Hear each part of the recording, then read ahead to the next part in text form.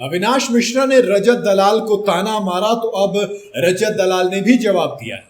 भाई big boss का season 18 तो खत्म हो गया, लेकिन ऐसा लग रहा है कि ये जो अखाड़ा था अब घर से निकलकर बाहर आ गया और सोशल मीडिया पर खूब जद्दोजहद चल रही है। दरअसल द लिटिल इंडिया कंपनी करके एक चैनल है जिस पर रजत दलाल ने एक शो किया, किसके साथ?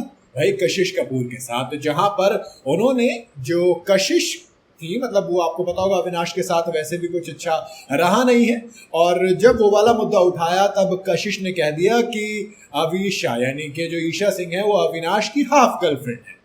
भाविका वाला मुद्दा उठा था। फिर उसके बाद रजत दलाल से तो पहले रजत दलाल के इसमें कोई लेना देना नहीं था यहाँ तक। फिर इसके बाद क्या होता है, इसके बाद सोशल मीडिया पर यानी कि ट्विटर पर अविनाश एक स्टेटमेंट देते हैं, एक ट्वीट करते हैं और कहते हैं कि मैंने पहले ही कहा था कि मेरे नाम से व्यूज उठाते हैं लोग, मेरे नाम से घर चल रहा है। ईशा सिंह भी काफी गलत शब्द यूं कहूँ कि बेसिकली गाली देती हुई आई थी उनको और कहा कि लोगों को मूव ऑन करना चाहिए, लेकिन आप मान नहीं रहे हैं। ये कोई इतनी बड़ी चीज नहीं थी, पास्ट को छोड़ दो प्लीज, अब उस घर से बाहर आ गए, बिग बॉस अब खत्म हो चुका है।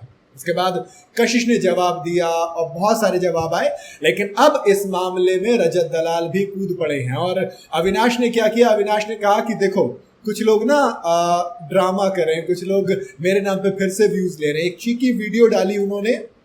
अब इसमें क्या हुआ, इसमें कहा कि मेरे नाम पे व्यूज ले रहे हैं, फिर एक्टिंग के बारे में बात आई कि हम एक्टर हैं, ये वो, मतलब काफी कुछ बोला गया।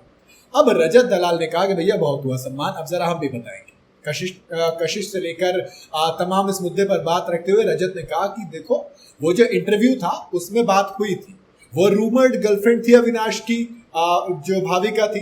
फिर उसके बाद कहा गया ब्लॉक हुआ, ये सारी चीजें हुई ना, ये कोई ऐसा तो नहीं हमने की है। रजत ने कहा कि देखो सबसे पहले तो थोड़ा दिमाग लगाओ, वो एक रियलिटी शो था। अगर आप कह रहे हो कि हम एक्टर हैं तो वहां पे एक्टिंग करनी ही नहीं थी, वहां पे तो रियल रहना था ना, और आप कह रहे हो एक्टिंग कर रहे हैं।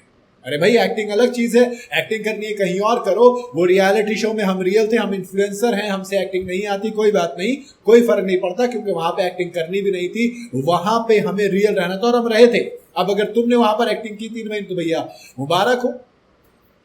कोई भी सीधी सी बात है, रजत दलाल को चीज पसंद नहीं आई जिस तरीके से कशिश की उस स्टेटमेंट को लिया गया। कशिश को तो अपने आप पसंद नहीं आई थी, कशिश ने खुद उस चीज पर सवाल उठाए थे, ईशा ने सवाल उठाया था, मतलब ये फालतू का मुद्दा बन गया। सिर्फ एक छोटे से मजाक से कहा कि स्क्रिप्टेड शो था, सवाल पूछे गए, हमने जवाब दिया अपने अपने हिसाब से और तुम भी नाम लेते हो। कशिश ने तो खुद कहा ना कि आप भी तो नाम लेते हो, ऐसा तो है नहीं कि आपने कभी हमारा नाम नहीं लिया। तो शो पर जब सवाल पूछा जाएगा, आप किसी से जुड़े थे तो उस जवाब देगा हर कोई। और रजत ने अब इस पूरी कंट्रोवर्सी को क्लियर कर दिया कि भैया हम एक्टिंग नहीं कर रहे थे, और एक्टिंग पर सवाल उठाओगे तो वहां पे रियल रहना था। क्लियर है।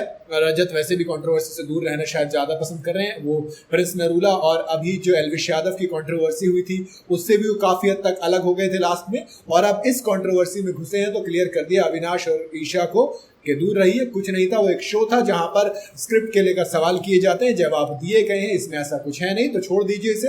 बाकी देखते हैं कि किस तरीके से होता है, किस तरीके से लिया जाता है, क्योंकि दोस्त कंट्रोवर्सीज से ना आप लाइमलाइट में रहते हैं, ये भी तो चीजें होती हैं, और ये लाइमलाइट सबको पसंद होती है। जब आप सोशल मीडिया पे होते हैं तब आपको एल्गोरिदम में आपका नाम चलता हुआ अच्छा लगता है। जैसे रफ्तार पाजी कहते हैं, जब तक आप एल्गोरिदम में, जब तक आप खुश हैं, है ना। देखो रजत ने तो क्लियर कर देने कि भाई मुझे तो खुद महसूस होता है कि मुझसे कई गलतियां हुई हैं, तो मैं कोई भी पर्सनल इंटरेस्ट नहीं आता बिग बॉस को डिस्कस करने में। उन्होंने तो क्लियर कर दिया मुझे शौक ही नहीं है बिग बॉस के बारे में, बिग बॉस के लोगों के बारे में बात करना। लेकिन हाँ, अगर बाकी अगर आप कोई सवाल पूछेंगे तो सिंपल रहेगा, मैं तो वहां पर नेचुरल रहकर आया, ना कि एक्टिंग करके आया। रजत ने क्लियर कर दिया। बाकी आपको क्या लगता है, क्या वाकई में ये कंट्रोवर्सी फालतू की, जिसमें सिर्फ अपने आप को लाइमलाइट में रखने के लिए इस इशू को इतना बढ़ाया गया, वरना ये इशू था नहीं कुछ? आप अपनी राय कमेंट में बता सकते हैं। वीडियो अगर आपको पसंद आई हो तो इसे लाइक और शेयर जरूर करें, और जाते जाते चैनल को फॉलो और सब्सक्राइब जरूर करते जाइए।